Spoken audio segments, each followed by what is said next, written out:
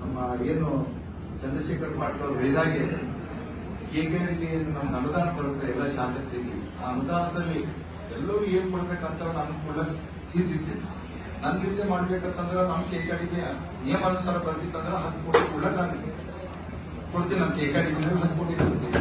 ಅದರಂತೆ ಇವತ್ತ ಆ ಫ್ಯಾಕ್ಟ್ರಿ ಚಾಲು ಮಾಡ್ಬೇಕಂದ್ರೆ ಸ್ವಲ್ಪ ಟೆಕ್ನಿಕಲ್ ಕೂಡ ಇದೆ.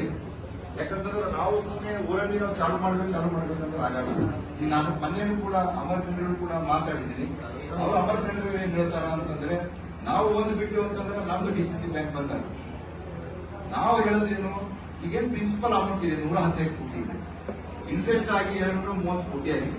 ನಾವು ಇಂಟ್ರೆಸ್ಟ್ ಬಿಟ್ಟಿದ್ದೇವೆ ಅಂತಂದ್ರೆ ಎಲ್ಲಾರು ಒಟ್ಟಿಗೆ ಮಾಡಿದೇವೆ ಅಂತಂದ್ರೆ ಪ್ರಿನ್ಸಿಪಲ್ ಅಮೌಂಟ್ ಮ್ಯಾಗ ಯಾರನ್ನ ಈಸಿ ತಗೊಂಡು ನಡೆಸಬಹುದು ಸರ್. ನಾವು ವಿತ್ ಪ್ರಿನ್ಸಿಪಲ್ ಇಂಟ್ರೆಸ್ಟ್ ಅಮೌಂಟ್ ಅಂದ್ರೆ ಯಾರು ಕೂಡ 2023 ಟೆಂಡರ್ ಕರೆದಾಗ ಯಾರು ಕೂಡ ಪಾರ್ಟಿಸಿಪೇಟ್ ಆಗಿಲ್ಲ, ಯಾರು ಕೂಡ ಮುಂದೆ ಬಂದಿಲ್ಲ. ಹೆವಿ ಅಮೌಂಟ್ ಆಗ್ತಾ ಇದೆ. ತಾವು ಸರ್ಕಾರದಾಗಿದ್ರಿ, ತಾವು ಯಾಕಂತಂದ್ರೆ ಇದ್ರ ಬಗ್ಗೆ ತಮಗೆ ಏನು ಹೇಳೋದು ಪ್ರಶ್ನೆನೇ ಇಲ್ಲ. ಸುಮಾರು 15 ವರ್ಷ ತಾವು ಅಧಿಕಾರ ಮಾಡಿದಿರಿ. ಗುಜರಾತ್ ಭೀಮಣ್ಣ ಖಂಡ್ರೆ ಅವರು ಕೂಡ ಒಂದು 15 ವರ್ಷ ನಡ್ಸ್ಕೊಂಡು ಹೋಗಿದ್ದಾರೆ.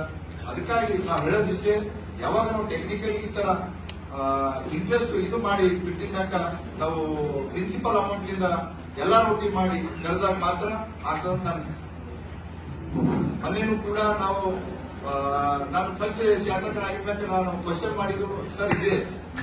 ಅದಕ್ಕಾಗಿ ತಮ್ಮೆಗೆಲ್ಲ ಎಲ್ಲ ನಮ್ಮ ಶಾಸಕರ ಒಂದು ಇದು ಇದೆ. ತಾವು ಹೆಣ್ಣು ಕೂಡ ಮುಂದೆ ಬಂದು ಈ BSSK ಕಾರ್ಯಕ್ರಮ ಚಾಲೂ ಮಾಡ್ತಾರಂತ ತಾವೇನು ಇದು ಈ ಒಂದು ಮೀಟಿಂಗ್ ನಲ್ಲಿ ಹೇಳಿದ್ರೆ ಒಳ್ಳೇದಾಗ್ತದೆ. ನಮಸ್ಕಾರ. ನಾನು